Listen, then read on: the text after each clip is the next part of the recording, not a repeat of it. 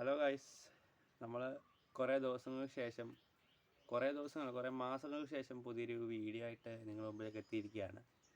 അത് വേറെ ഒന്നുമല്ല, ISLൻ്റെ ഇപ്പോഴത്തെ പ്രശ്നങ്ങളൊക്കെ നിങ്ങളൊക്കെ എല്ലാവരും അറിഞ്ഞു കാണും. കാരണം ISL നടത്താൻ ആൾക്കാരില്ലാതെ കരാറ് തീർന്ന് അങ്ങനെ കുറച്ച് പ്രശ്നങ്ങളായിട്ട് ISL മുമ്പോട്ട് പോകുമായിരുന്നു. അന്നേരം കഴിഞ്ഞ ദിവസമാണ് ISL ഇങ്ങനെ നടക്കും, ഫെബ്രുവരി 14-ാം തീയതി നടക്കും പറഞ്ഞൊരു വീഡിയോ എന്നൊക്കെ പറഞ്ഞ് റിപ്പോർട്ടുകളൊക്കെ ഇപ്പോൾ പുറത്ത് വരുന്നത്.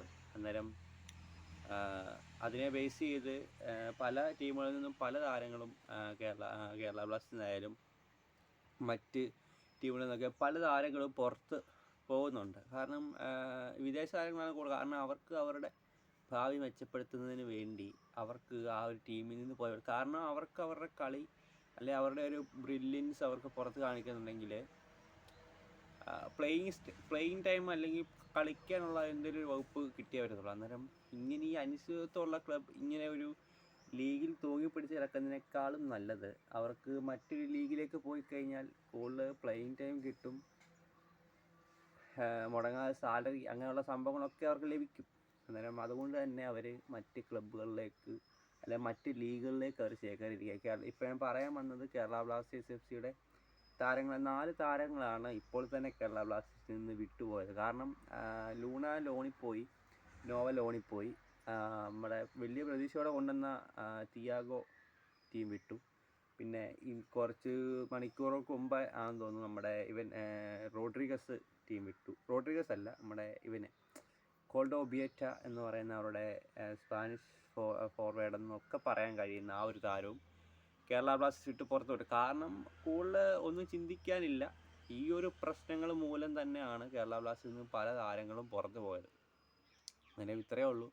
കേരള ബ്ലാസ്റ്റേഴ്സിന് വേണ്ടി കളിച്ച് ഒരു കപ്പെന്ന മോഹം കിട്ടും, അല്ലെങ്കിൽ ഈ ഒരു വർഷം അടിക്കാൻ പറ്റും എന്ന ചിന്തയോടൊക്കെയാണ് നല്ല നല്ല സൈനിങ്സൊക്കെ കേരള ബ്ലാസ്റ്റേഴ്സ് നടത്തിക്കൊണ്ട് വന്നത്. പക്ഷെങ്കിൽ ഒന്നും എത്തിയില്ല, എല്ലാം പാതി വഴി വെച്ചു അവസാനിച്ചു എന്ന് തന്നെ നമുക്ക് പറയാൻ കഴിയും. കാരണം നോവ ആയാലും ഇനിയും തിരിച്ചു വരില്ല, നോവ അവിടെയാണ്. പിന്നെ ലൂണയുടെ കാര്യത്തിൽ ലൂണയ്ക്ക് ഇനിയും മടങ്ങി വരാം എന്നൊക്കെ പറഞ്ഞ് ചില വാർത്തകളുണ്ട്. എന്നാലും ലൂണ ഇല്ലെങ്കിൽ കേരള ബ്ലാസ്റ്റേഴ്സ് എന്താ ഒരു വല്ലാത്തൊരു സ്ഥിതിയിലാവും ഗൈസ്. അന്നേരം തിയാഗോ വലിയ പ്രതീക്ഷയോടെ കൊണ്ടുവന്ന ക്രിസ്ത്യാനോ റൊണാൾഡോയുടെ നാട്ടുകാരനല്ലേ, ക്രിസ്ത്യാനോ റൊണാൾഡോ കളി പഠിച്ച് വളർന്നു വന്ന ആ ഒരു രീതിക്ക് തന്നെ വന്നൊരു താരമാണ് നമ്മുടെ തിയാഗോ എന്ന് പറയുന്ന ആ ഒരു ആൽവസ് എന്ന് പറയുന്ന ഒരു താരം. പറഞ്ഞിട്ട് കാര്യമില്ല, കേരള ബ്ലാസ്റ്റേഴ്സിന് യോഗമില്ല അമ്മണിയെ അപ്പായങ്ങ് വടക്കിക്കോ എന്ന് പറയുന്ന ഒരു അവസ്ഥയാണ് കേരള ബ്ലാസ്റ്റേഴ്സിൻ്റെ. പിന്നെ അവരുടെ സെൻറ്റർ ഫോർവേഡ് എന്ന് നമുക്ക് അങ്ങനെ പറയാൻ പറ്റും. കാരണം ഗോളടിക്കുന്നതിൽ വലിയ തന്ത്രശാലി അല്ലെങ്കിലും ഫോർവേഡായിട്ട് കളിപ്പിക്കാൻ കഴിയുന്ന താരമാണ് നമ്മുടെ ഒബിയേറ്റയും കേരള ബ്ലാസ്റ്റേഴ്സ് വിട്ടു. അന്നേരം നിർഭാഗ്യം ഇങ്ങനെ വിടാതെ കേരള ബ്ലാസ്റ്റേഴ്സിനെ പിന്തുടരുകയാണ്. അന്നേരം കൂടുതലൊന്നുമില്ല ഫ്രണ്ട്സ്, ഇത്രയേ ഉള്ളൂ. കേരള ബ്ലാസ്റ്റേഴ്സിൻ്റെ 4 താരങ്ങളാണ് ഇപ്പോൾ തന്നെ ടീം വിട്ടത്. അന്നേരം ഇത് നിങ്ങളിലേക്കൊന്ന് അറിയിക്കുക.